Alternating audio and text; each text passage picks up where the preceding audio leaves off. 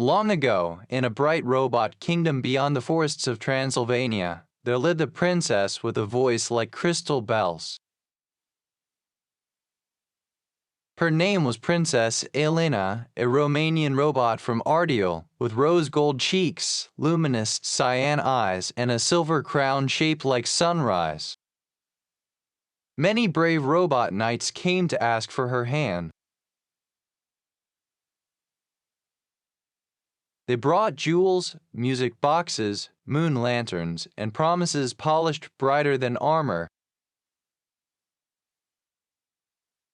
But none of them could bring the one thing her heart desired. The flower of happiness growing somewhere on the endless mountain.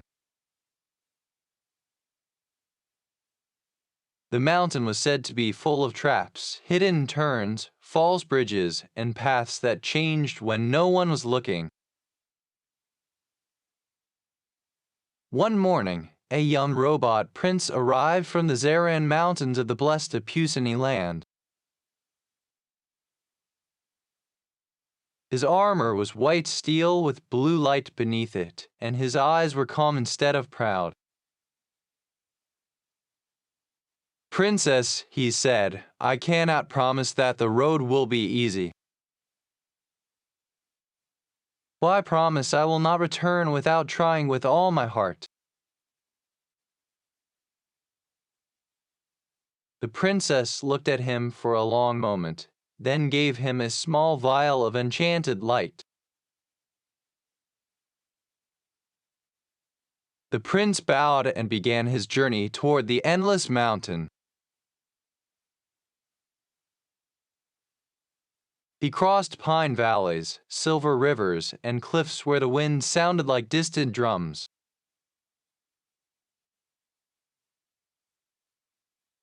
At last, he reached the mountain and began searching for the flower. He had not walked far when the stones shook beneath his feet. A giant dragon machine rose from the mist with iron wings, ember eyes, and claws like broken towers. The beast struck first. The prince drank from the enchanted vial. Blue fire raced through his armor, and he became 100 times stronger than fear. He did not fight for glory. He fought so the road could continue. With one final blow, he shattered the dragon's spell, and the creature fell silent among the rocks. The prince rested only a little, then climbed higher. Soon he found an old ragged robot woman sitting beside a dry spring. Her hands trembled, and her voice was weak. "Please, kind traveler, may I have a piece of bread?" The prince opened his bundle and gave her half of all he had. The old woman smiled, and her torn cloak became wings of green light. She was a fairy of the mountain, hidden in a humble form to test the hearts of travelers. "You have strength," she said, "but kindness is the key that opens the last gate." Soon you will meet Redbeard, the dwarf machine who frightens the barren peak. When he challenges you, offer him this potion and say it will make him 3 times stronger.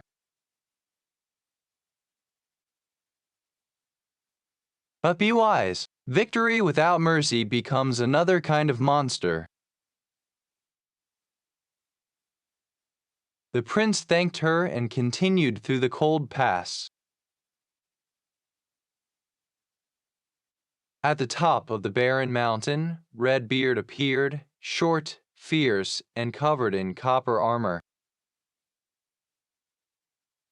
He slammed his axe into the stone and demanded a duel. The prince held out the potion. "Drink this first," he said. "It will make you 3 times stronger." Redbeard laughed, swallowed it, and then his glowing eyes flickered with fear. He understood too late that he had been tricked. "Please spare me," Redbeard cried. "I will give back what I stole." The prince lowered his sword. "Give me the flower of happiness," he said, "and I will give you the antidote." Redbeard opened a hidden crystal door in the mountain.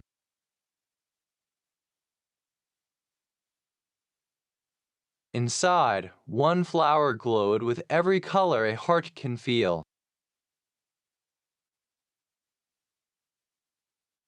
The prince took it gently, gave Redbeard the antidote, and accepted his apology. When the prince returned to the palace, the whole kingdom gathered beneath the evening sky. He placed the flower of happiness before the princess. The princess did not smile because the flower was rare. She smiled because the prince had brought it with courage, kindness, wisdom, and mercy.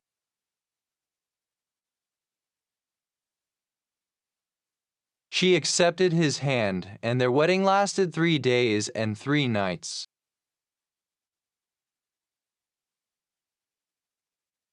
The castle shone, the windmill turned, and robots from every valley danced until the stars grew tired. And from that day on, the flower of happiness bloomed every spring in the palace garden.